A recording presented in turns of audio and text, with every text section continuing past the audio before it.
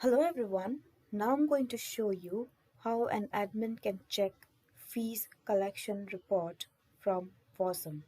First of all, you will have to log in with your credentials, and then after you log in, you will have to press on to school, where in the drop down option you will see an option called fees, which you have to click. Now you will see the third option called report.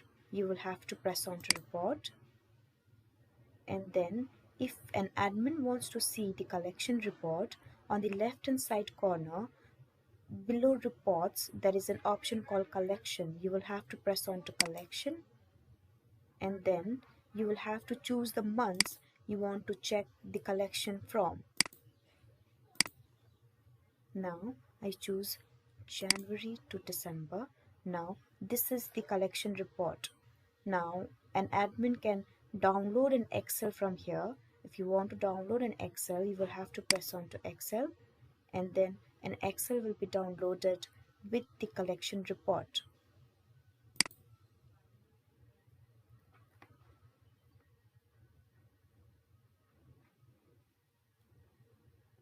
So this is the collection report in an Excel format.